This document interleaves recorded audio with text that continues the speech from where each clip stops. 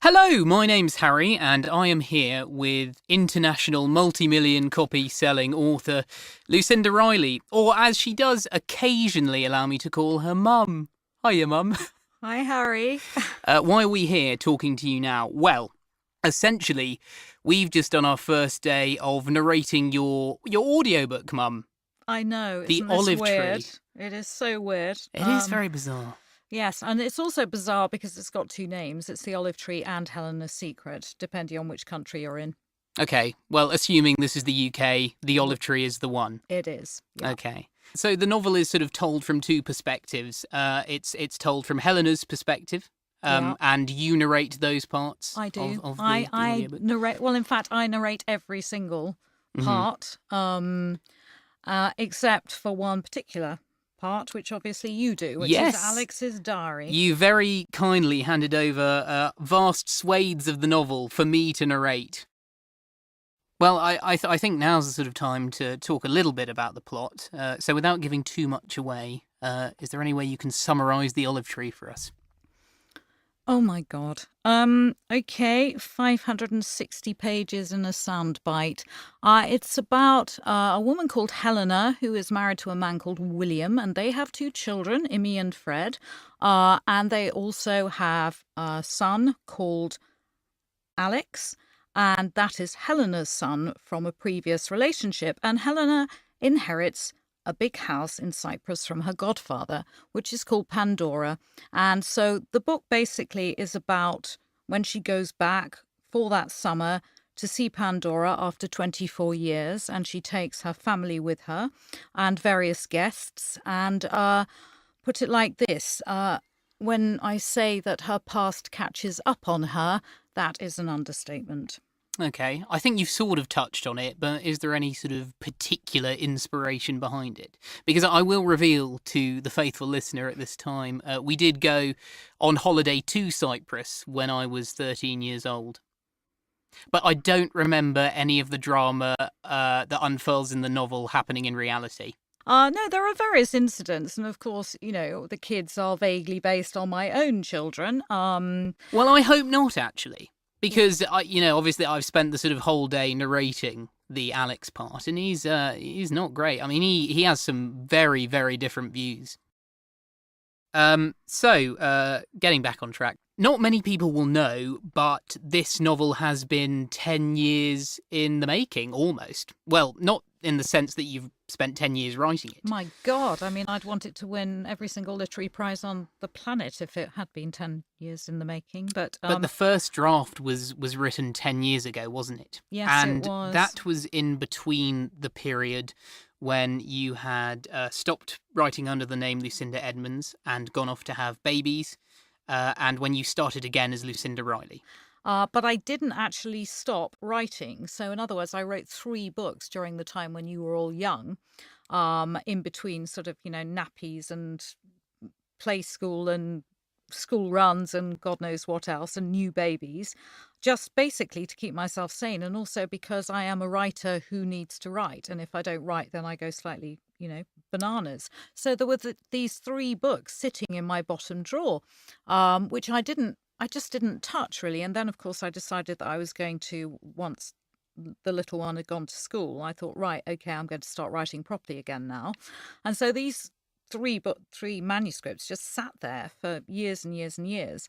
And then Hot House Flower was published, and that became a very big success. And then suddenly all these publishers are saying, well, what's happened to your backlist? And so obviously the backlist came out and has started to be republished, and I've started to rewrite it. And then it was like, well, I have got this book in this drawer, this manuscript. And so I just remember sending it off to my editor, who said she wanted to read it, the first 100 pages. And I was so nervous, Harry. It was ridiculous because it is very different to what I usually write, because In it's the a modern it's a contemporary story.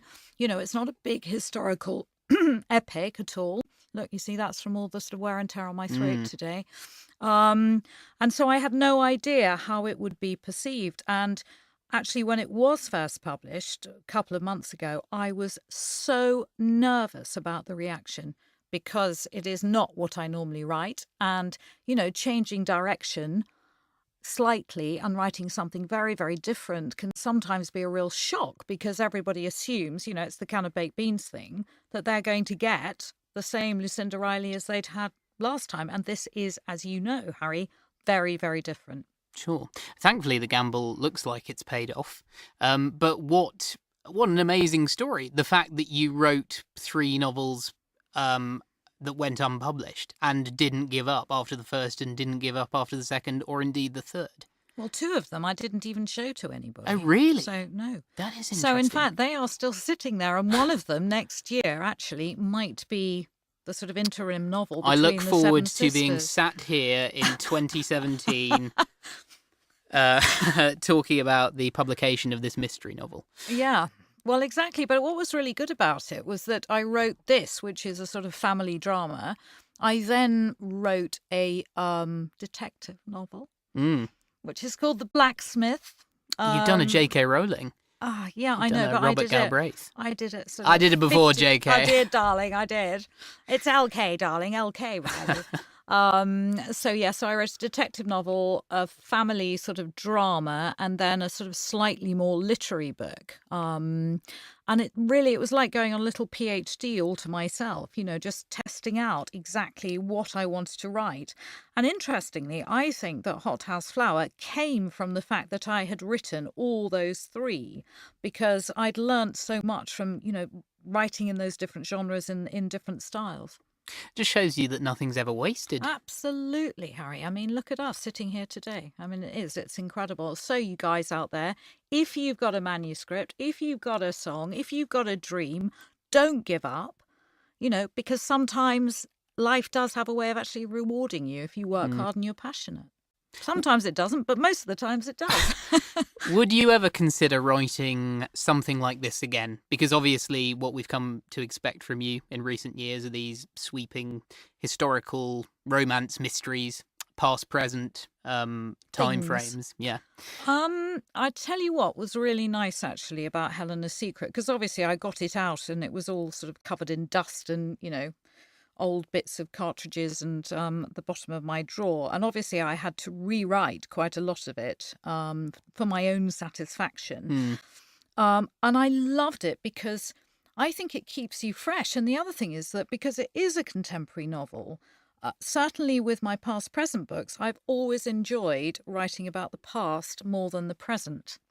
For the first time ever, when I had finished Helena's Secret, and then I went to write the 3rd book in the Seven Sisters series, which is called The Shadow Sister, I really, really loved writing the present just as much as the past. And so I think, again, I think as an author, as in anything you do, you should always be trying to improve yourself, trying to learn, to get better, to, understand how you write. And so, I think that the present in The Shadow Sister is actually probably the best I've written, because I had just written Helena's Secret, or rewritten it. Maybe a sequel for next year to Helena's Other Secret. Yes, exactly. What is her other secret? Oh my God, is there any room for any more? No, she's got a lot. But I tell you something, Harry, what is interesting is that it's so much easier, sorry guys, to write a contemporary novel than it is to write a past novel. But you don't have to do the research. I know. Well, all I had to do was go on a holiday with you lot, and that was it. Yeah. And then I had a book. So yeah, I mean, so much easier than trying to find out, the plumbing facilities of Oslo, circa 1876 or whatever, or gaslight, or, what they ate in a particular corner of India or whatever. I mean, it was just heaven on a stick. It really was. So maybe my next book is going to be about a single girl who lives in a flat in London with a cat. So finally, if there was one thing you'd like fans to take away from this audiobook, what would it be? Oh my goodness. I think the atmosphere, probably. And also because the book is about a very common phenomenon, which is a family going on holiday. And all the sort of, everybody thinks about a summer holiday being this perfect couple of weeks or month, as it is in Helena's Secret / The Olive Tree. And of course, it never is like that. And I mean, family holidays can be very, very, very difficult, and especially with the set of characters that we have in the story, because there's all sorts of hangers-oners that know that Helena has got this house, and so suddenly turn up on the doorstep. And you have the sort of usual friends who basically want to come wherever you are, and oh, darling, I'll just pop in. Be lovely to see you. I'm sure you can squeeze us all in, all four of us or whatever, e.g. the Liggers. And then you've got the sort of best friend who's just broken up with her boyfriend, etc. And then, of course, you've got Helena's deep and distant past that happened 24 years before. So I think that actually that's almost metaphorical, Helena's past, because I think a lot of secrets can be revealed on summer holidays, because you are there together as a family, stuck together, and normally at home, obviously, everybody's busy doing whatever. So I think if you get on a family holiday, you're a great family. I really do.